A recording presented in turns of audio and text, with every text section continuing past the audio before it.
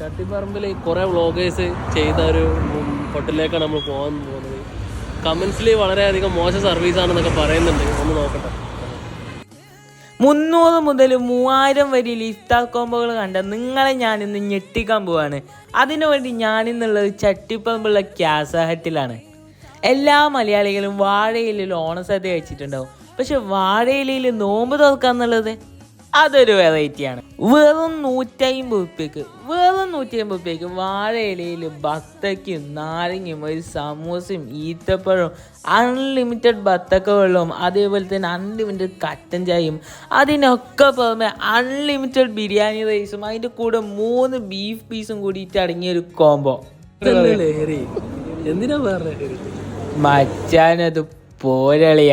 ബിരിയാണീൻ്റെ ക്വാളിറ്റിയും ടേസ്റ്റും എടുത്തു പറയേണ്ടത് തന്നെയാണ്. അത്രയും അടിപൊളി. നമ്മളെ കല്യാണത്തിനൊക്കെ കഴിക്കുന്ന ഒരു ബീഫ് ബിരിയാണീൻ്റെ മൂടി എൻ്റെ മോനെ അതെനിക്ക് വല്ലാണ്ട് ഇഷ്ടപ്പെട്ടു.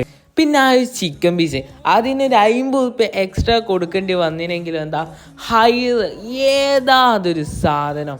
പിന്നെ എല്ലാവരും കൂടി ആടി ഇരുന്ന് കഴിക്കുമ്പോൾ ആ ഒരു നാടൻ നോമ്പോതേൻ്റെ ഫീലിംഗ് അത് വേറെ തന്നെയാണ്.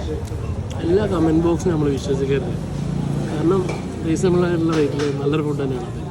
പിന്നെ സർവീസ് പറഞ്ഞാൽ ഇത്ര ആളുകൾക്ക് ചൂടോടെ ഫുഡ് കൊടുക്കുക പറഞ്ഞാൽ കുറച്ച് ടൈം ലേറ്റ് ആവും. എന്നാലും അത്ര ലേറ്റ് ഒന്നും ആയിരുന്നു. ആ ദമ്മ് പൊട്ടിച്ചിട്ട് എടുക്കുമ്പോൾ ആ ചൂട് കിട്ടണ്ടേ? അപ്പോൾ അതിൻ്റേതായ ടൈം റീസണബിളാണ്.